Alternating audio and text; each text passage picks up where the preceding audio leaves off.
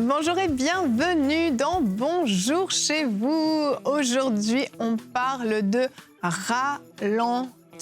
Je le dis lentement, volontairement, parce que des fois, il faut prendre le temps que ça descende, ralentir, lever le pied pour son bien. Et oui, parfois, il faut ralentir pour son propre bien, là où tout va trop vite, dans une société où on court, et l'activisme est même encouragé, valorisé, élevé. Eh bien, aujourd'hui, on va parler de tout l'inverse, de ralentir.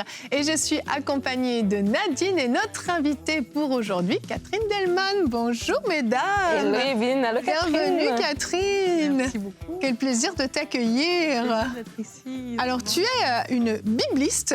J'aime beaucoup ce terme. J'avais envie de le placer. Je trouvais que c'était bien. Ça veut dire quoi, une bibliste, Catherine? C'est par choix. C'est vraiment pas une théologienne. Moi, je ne suis pas dans la théologie. Je suis dans le texte biblique. Moi, ce qui m'inspire, m'attire, c'est le texte biblique. Une passionnée des Écritures. Vraiment. Vraiment. Et on peut en témoigner parce qu'on te connaît bien, Catherine. Catherine, tu travailles avec nous maintenant depuis un petit peu plus d'1 an, c'est ça, hein? Exactement. Ouais. Et dans l'équipe Ma Bible, avec ma chère Avec Nadine, moi, vous êtes avec collègues moi, toutes oui. les deux. Oui, hein. Catherine est ma collègue sur ma Bible et c'est un vrai plaisir de travailler avec elle. Elle est tellement intelligente, tellement profonde. Je suis tellement contente que tu sois là, vraiment.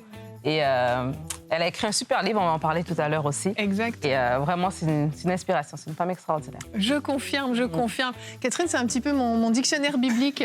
Quand j'ai une question, Catherine, mais je comprends pas trop ce passage-là. Ou c'est quoi le contexte? Le contexte est très fort pour les contextes bibliques, vraiment.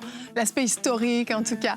Tu as notre petit dictionnaire biblique qu'on aime beaucoup, donc c'est un plaisir de t'accueillir sur ce plateau. Merci. Et aujourd'hui, tu l'as dit, Nadine, on va parler de ton livre que tu as sorti tout dernièrement, tout frais, tout neuf, Oser ralentir. Oser ralentir. On en parlera plus en détail tout à l'heure. Et en fait, cette thématique est basée sur ton livre. Et tu vas faire une rubrique conseil du coach tout à l'heure. Tu nous diras comment s'arrêter quand tout va trop vite. Et je sens qu'il y a des gens juste là. Ils soufflent juste en entendant ça. Et il y en a qui soufflent pas parce qu'ils réalisent peut-être pas qu'ils vont trop vite. Donc Ouais. on va aussi parler de comment réaliser d'abord qu'on va trop vite. Ça, c'est super important. Ça, c'est vrai qu'on a du mal à réaliser. Ou on réalise trop tard, parfois. Ouais, c'est clair. On est brûlé. Et après, c'est trop tard. Oh, j'ai hâte de t'entendre, Catherine, et on va commencer donc cette très très belle émission. Je vous encourage à vous installer confortablement. C'est une émission dans laquelle il faut être posé. On n'est pas en train de courir là. On ralentit, on lève un petit peu le pied. Alors installez-vous confortablement et Nadine va t'écouter dans la pensée du jour.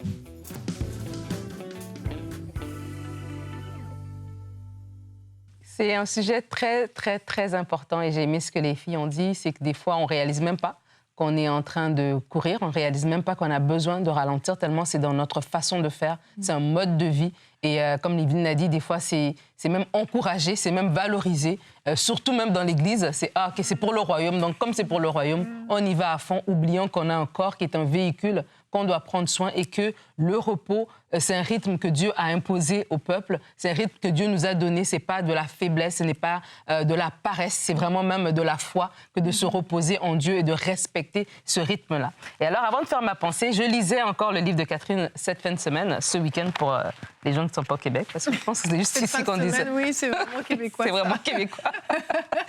Et je suis tombée sur un texte, pendant que je lisais, ça m'a tellement frappée, j'ai dit non, il faudrait que je lise pendant ma pensée. Elle dit ici, « Les ordres de Dieu ne sont jamais une privation. Ces ordres sont une invitation à vivre selon ce que Dieu sait être bon. Dans le cadre du Shabbat, l'ordre du repos devient un garde-fou contre notre besoin de prouver, de produire, de mériter. » Oh, Je vous avais dit que c'était profond.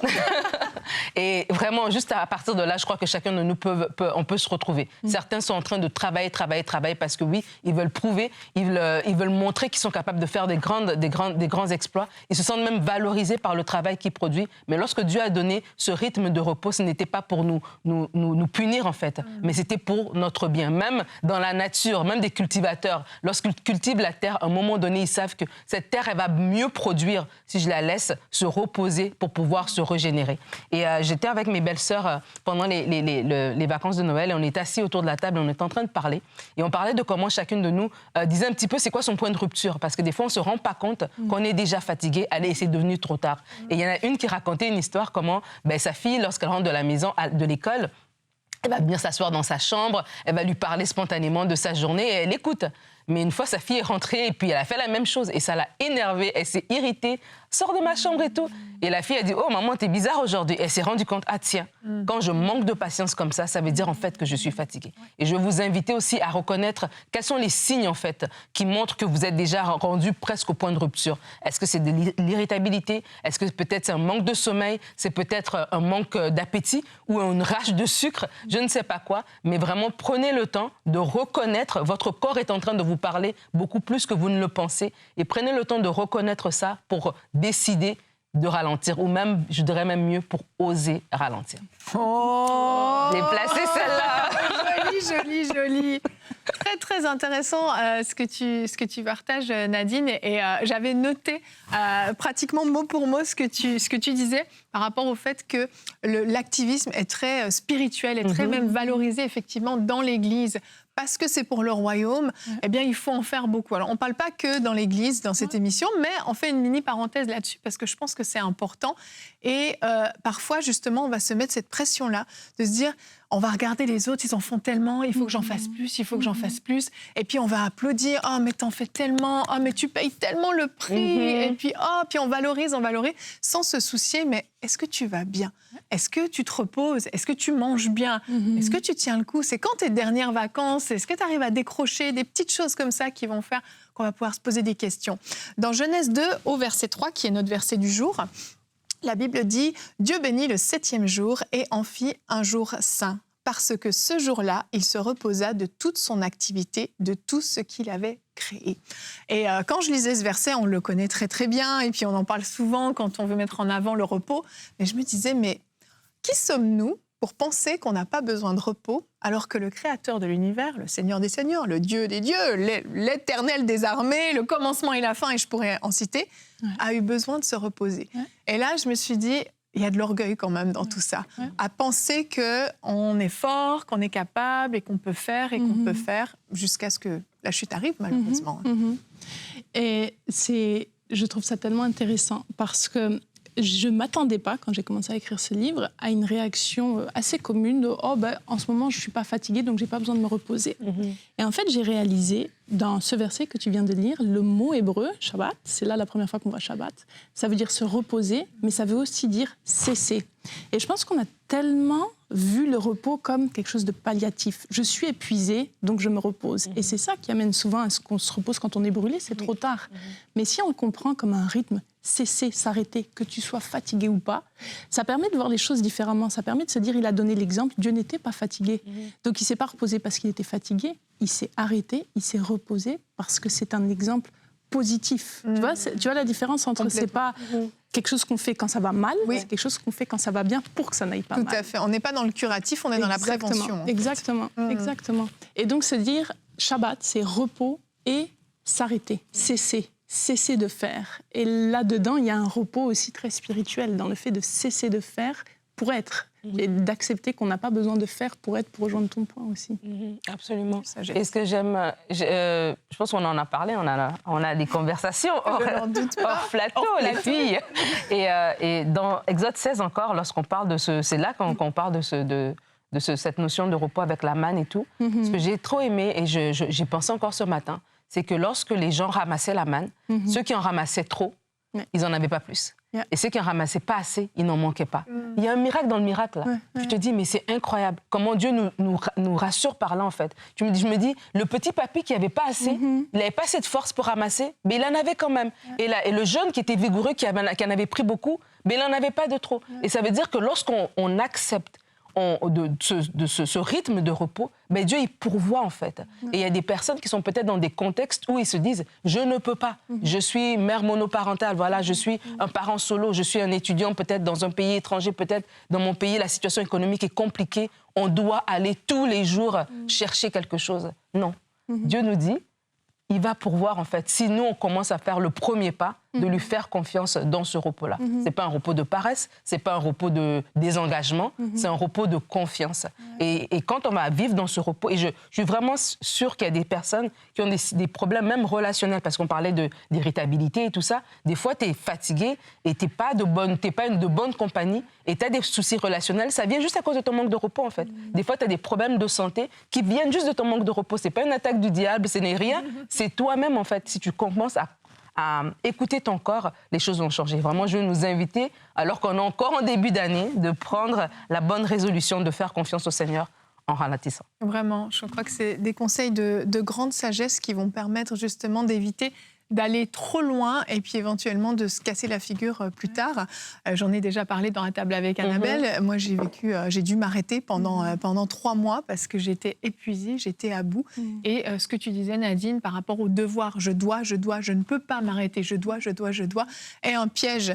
Parce que quand tu es obligé de t'arrêter, parce que ton corps ne peut plus, bah là, tu réalises que en fait, tu pouvais t'arrêter. Tu n'étais pas tant obligé de faire tout ça. Finalement, le monde a continué de tourner sans toi. Finalement, on a réussi à fonctionner sans toi dans des domaines où tu pensais que tu étais indispensable. C'est pour ça que je parlais un petit peu d'orgueil dans l'introduction. C'est qu'il y a un petit peu de ça, mais on va comprendre qu'en fait, le repos, c'est pour notre bien. Et avec toi, Catherine, sans plus tarder, parce qu'on veut te laisser plus de place, on va voir exactement mais comment s'arrêter quand tout va trop vite. Parce qu'on est bien d'accord qu'il faut s'arrêter, mais comment le faire ? Eh bien, on écoute ça dans la rubrique Conseil du coach.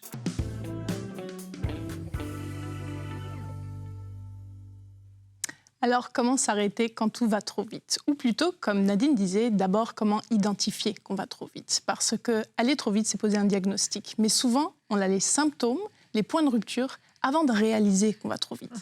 Alors, on peut en voir quelques-uns. Nadine parlait l'irritabilité. C'en est un grand. C'est un major red flag, comme on dit en anglais, que quelque chose ne va pas. Quand la vie devient une longue liste de tâches à faire, on ne prend plus plaisir aux choses qu'on fait, mais c'est des choses à cocher. On a juste ce sentiment qu'on a une liste interminable de choses à faire. Quand ce qui nous interrompt, ce qui est imprévu, devient agaçant, vient nous irriter parce qu'on n'a pas le temps. On est complètement en contrôle de notre agenda parce qu'on va trop vite. L'impression de suffoquer, la tête qui tourne, un brouillard mental, un fond permanent d'angoisse, ce sentiment constant de « mais j'en fais tellement, mais je suis en retard, j'y arrive pas, je suis pas à la hauteur ». Une spiritualité qu'on vit de plus en plus par procuration. Alors on écoute des podcasts, des sermons, mais nos temps avec le Seigneur deviennent de plus en plus secs. Quand l'urgent écrase l'important. Ça, c'est très typique d'une vie qui va trop vite. C'est qu'on est tout le temps en réaction, en réponse à ce qui est urgent, mais on n'a plus le recul, le discernement de discerner il y a des choses importantes dans ma vie, mais je n'arrive plus à les adresser parce que je traite l'urgent constamment. Quand on est présent physiquement, avec notre famille, à l'église, mais à l'intérieur, on est agité, on est dispersé. Il peut même y avoir le silence autour de nous, mais dedans, c'est complètement agité, complètement sans repos. Et ça, ce sont les symptômes. Mais les symptômes ne sont pas le problème. Et là vient le temps du diagnostic, le temps de se poser, de se demander qu'est-ce qui se passe. Et alors, c'est un moment, si vous vous reconnaissez dans ces symptômes, de demander au Seigneur qu'est-ce qui se passe. Et bien souvent, dans notre génération, le diagnostic, c'est tu vas trop vite. Tu mènes une vie qui est désalignée avec le rythme que Dieu veut pour toi. Et il y a des experts de la santé dans le monde anglophone qui se sont même prêtés au jeu d'aller définir la précipitation comme une maladie. Je vais vous lire quelques exemples de leur définition. Un sentiment de malaise pour la personne qui, de manière chronique, a l'impression de manquer de temps et qui a donc tendance à effectuer chaque tâche plus rapidement et à s'énerver lorsqu'elle fait face au moindre délai. Une autre, une lutte continue et une tentative incessante d'accomplir ou de réaliser de plus en plus de choses ou de participer à de plus en plus d'événements en moins de temps. Alors c'est sûr qu'en plus, avec l'ère de l'IA, on a l'impression qu'on peut aller de plus en plus vite, mais il y a tous ces symptômes qui doivent tirer la sonnette d'alarme et dire « il y a un problème, il faut le diagnostiquer ». Avant de passer au traitement, les causes sont très importantes parce que quand on va soigner une maladie, oui, on veut soigner les symptômes, mais on veut regarder qu'est-ce qui a causé cette maladie pour aller à la racine et soigner la racine. Alors, quelles sont les causes profondes d'un rythme désaligné, d'une vie qui va trop vite ? Le premier, je pense, c'est l'absence de repos spirituel. Le repos qu'on vit dans notre vie, dans notre agenda, est souvent le reflet du repos qu'on vit dans notre esprit, dans notre relation avec Dieu. Et on a compris la grâce pour le salut. On a compris qu'on n'est pas sauvé par nos œuvres, mais on ne le démontre pas dans notre manière de vivre. On œuvre tellement qu'on donne l'impression à ceux qui nous voient autour de nous que nos œuvres nous qualifient, qu'on est aimé, valorisé, que notre vie vaut quelque chose par nos œuvres. La deuxième cause, c'est le refus de nos limites. C'est qu'on pousse nos limites de temps d'énergie, de moyens, avec l'impression que la limite est quelque chose de mauvais. Alors il y a des temps où le Seigneur nous appelle à dépasser nos limites, mais les limites, c'est lui qui nous a donné. Et il y a aussi une vraie dimension de don de Dieu à reconnaître nos limites et à les respecter. Et la troisième cause, je pense bien souvent, c'est comme on le disait tout à l'heure, on est dans une culture de la performance, on est dans une société, mais aussi souvent une église qui valorise ce qu'on fait. Et on a de plus en plus tendance, en particulier pour ceux qui vivent leur foi, à confondre ce qu'on fait pour Dieu à ce qu'on fait avec Dieu. On peut faire beaucoup de choses pour Dieu et pourtant ne pas les avoir fait avec Dieu. On peut en faire beaucoup moins avec Dieu et Dieu reconnaît ce fruit parce que c'est quelque chose qui découle de notre relation avec lui versus quelque chose qu'on fait pour essayer de qualifier notre relation avec lui. Donc, je répète, les trois causes que je pense souvent sont à la racine d'aller trop vite. C'est l'absence d'un repos spirituel réel, le refus de nos limites et une culture de la performance. Alors, passons à la prescription. Les conseils concrets. Qu'est-ce qu'on fait ? Docteur Catherine.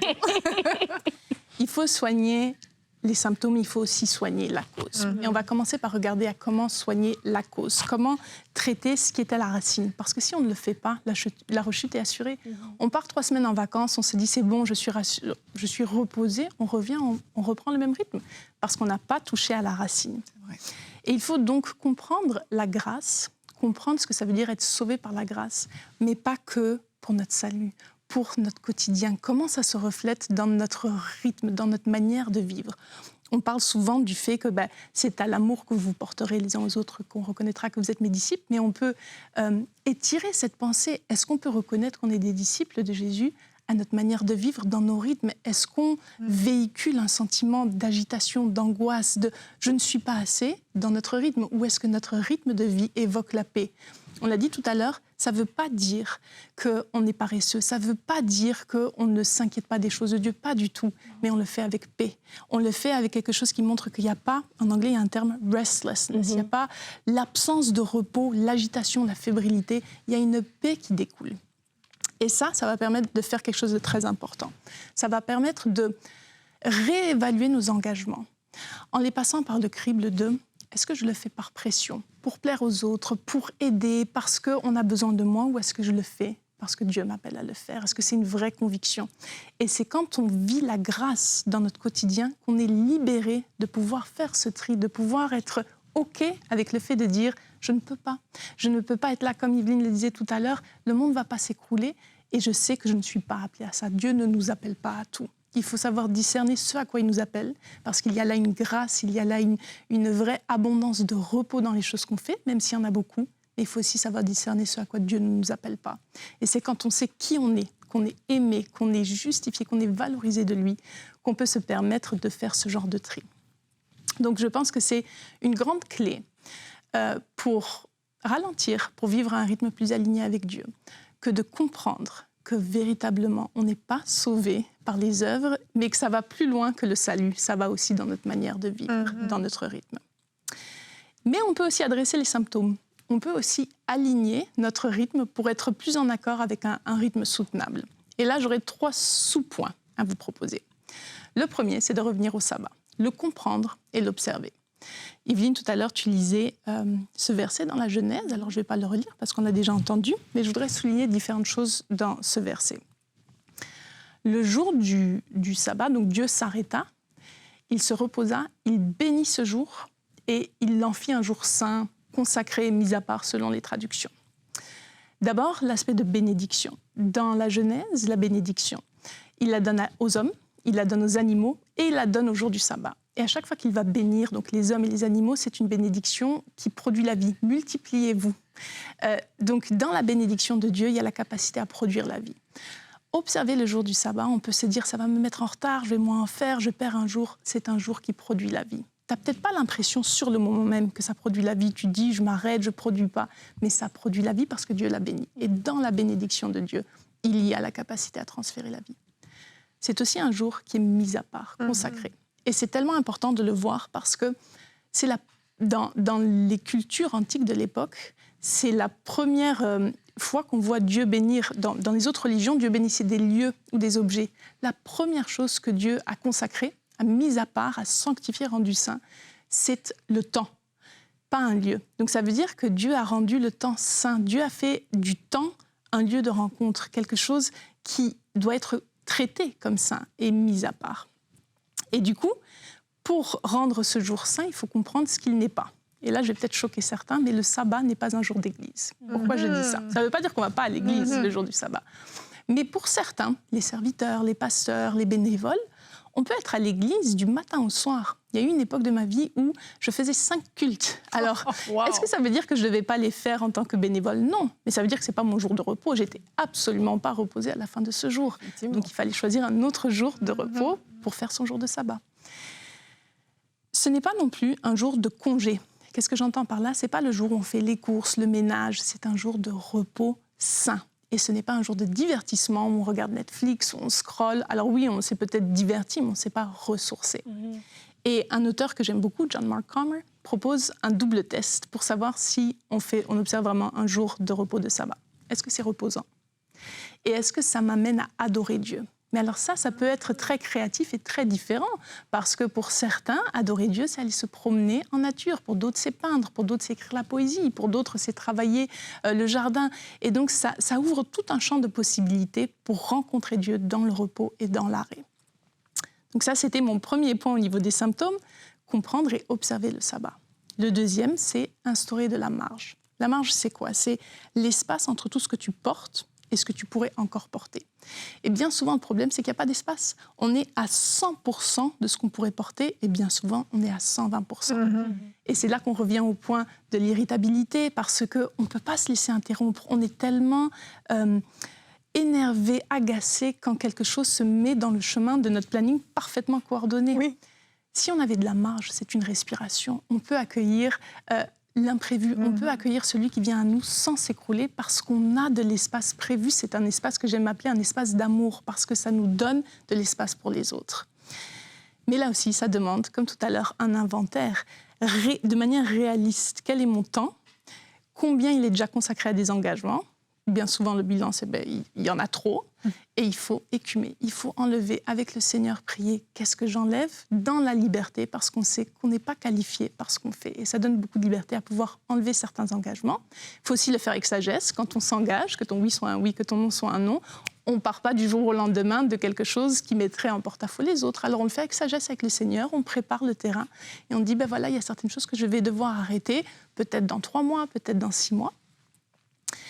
Et ça m'amène au dernier point, c'est discerner et accepter ses limites. Encore une fois, des fois, le Seigneur nous appelle à surpasser les limites. Mais il y a des limites corporelles, d'énergie, de temps, de moyens qu'il nous donne et qui sont un don quand on sait les respecter, quand on sait reconnaître, voilà ma limite. Tout le monde n'a pas non plus le même appel, la même charge. Il faut respecter, connaître sa propre limite.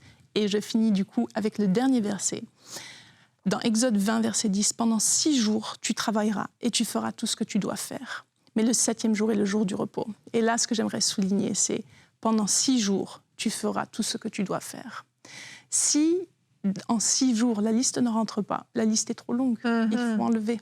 Il ne faut pas massacrer le 7e jour ou il ne faut pas en mettre tant dans les 6 autres jours qu'en fait, ça ne rentre pas parce que tu travailles jusqu'à pas d'heure. Il faut simplement revoir la liste et accepter ses limitations.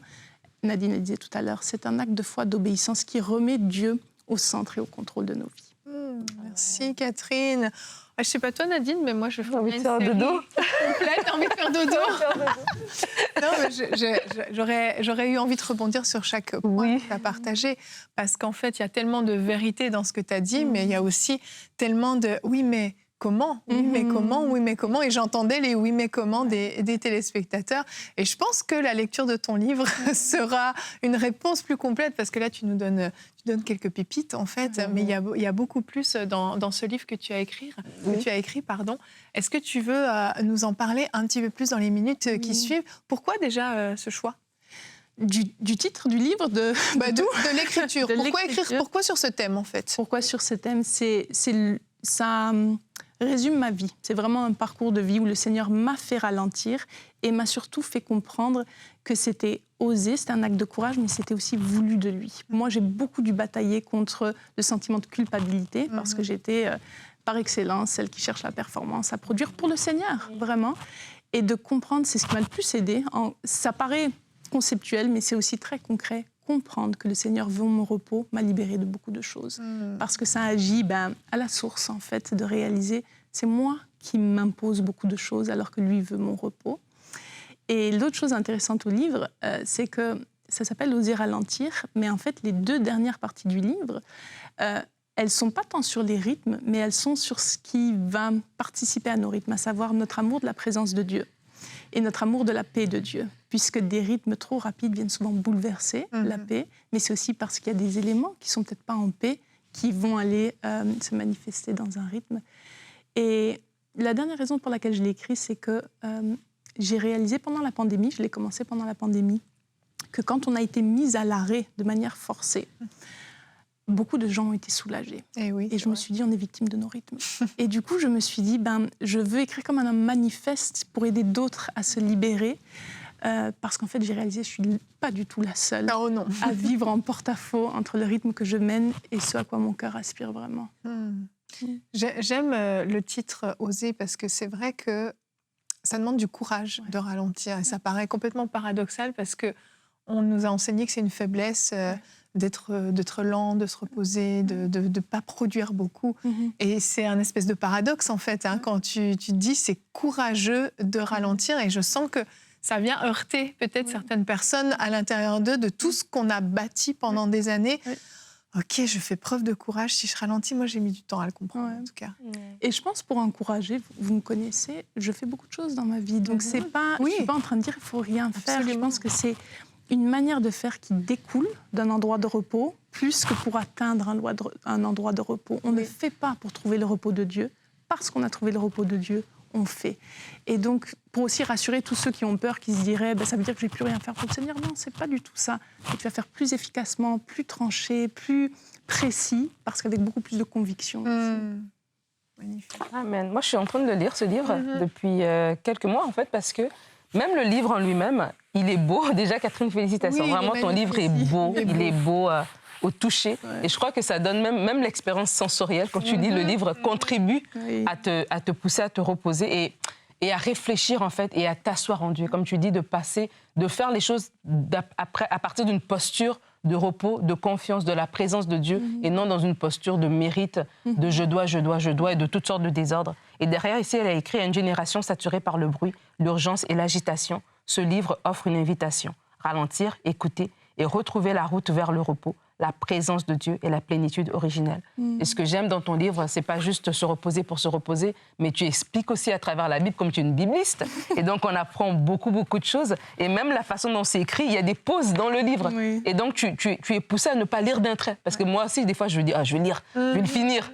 Mais non, c'est vrai, c'est pas le but, c'est pas de le terminer en un week-end. J'ai fait un livre de plus. Voilà, c'est ça. Au suivant. C'est pas ça le but. Et c'est vraiment, en tout cas, je trouve que c'est tellement beau. Vraiment, félicitations pour ce livre. J'encourage vraiment à se le procurer sur biblesela.com. C'est ça. On vous invite vraiment à vous le procurer et à oser. Soyez courageux, courageuse et osez ralentir. Catherine, merci beaucoup d'être venue nous partager ton cœur. Et comme je dis, je ferai une série complète là-dessus si j'en avais l'occasion. Peut-être une fois. Je garde vraiment en tête. Je pense que je vais te réinviter. J'ai envie qu'on creuse ça parce que je crois que c'est le mal de cette société et beaucoup en souffrent. Et pour que ça descende, des fois, il faut appuyer un peu plus. En tout cas, merci beaucoup du partage qui nous a fait beaucoup de bien à nous et à vous aussi également. Alors demain, on va se retrouver. On va parler des premiers pas avec Jésus. Eh bien oui, peut-être que vous êtes nouveau converti, peut-être que vous avez amené récemment des personnes au Seigneur.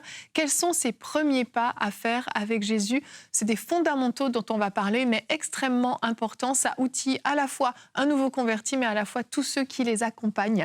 Et Frank fera une rubrique réponse d'experts. Quelle est la place de l'obéissance et de la sanctification dans la vie du croyant? Alors on vous attend demain. Merci d'avoir été avec nous et bonjour chez vous.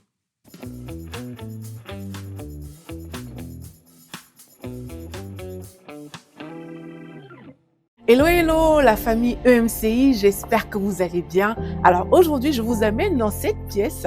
On l'appelle la 5000. Vous voyez, je vous fais un petit tour. Voilà, c'est la 5000. On l'a baptisée comme ça en l'honneur de notre campagne Les 5000 semeurs. Je suis sûre que vous vous rappelez de cette campagne-là. Et je vous amène ici aujourd'hui. Pourquoi? Eh bien, pour vous dire que les mercredis, on prend vraiment le temps de se réunir ici pour prier pour tous nos partenaires. Vous voyez là, juste derrière moi, il y a plusieurs sujets de prière qui sont là. C'est les partenaires qui nous les envoient chaque semaine. Et vous avez même ici des sujets de prière urgents de nos partenaires. Plusieurs parmi les partenaires, ils nous présentent, ils nous parlent des choses urgentes et on veut vraiment prendre ce temps de prier pour eux. Et vous aussi qui m'écoutez, prenez ce temps-là de prier pour nos partenaires parce que sans les partenaires de MCI, l'œuvre n'irait pas bien loin. Le Seigneur se sert des personnes ici, mais il se sert également de tous les partenaires pour nous amener loin, pour réaliser ces différentes émissions, pour faire du bien à plusieurs personnes. Et on est vraiment heureux et fiers de pouvoir aussi à notre tour prendre le temps tout simplement de prier pour vous. Alors si vous êtes partenaire et que vous voulez envoyer un sujet de prière, n'hésitez pas à le faire en vous connectant à votre espace partenaire. Et pour ça, il vous suffit juste d'aller sur emcitv.com/partenaire et c'est vraiment avec joie qu'on pourra prier pour le sujet que vous allez nous envoyer. Et sachez qu'on vous remercie. Je vous remercie à titre personnel pour votre soutien, votre amour pour le royaume de Dieu, pour nous qui sommes ici à EMCI. Vraiment que le Seigneur vous bénisse, que le Seigneur vous le rende au centuple. On vous aime. À très bientôt. Bye bye. Un grand merci à tous nos partenaires qui donnent pour voir des vies transformées partout dans la francophonie.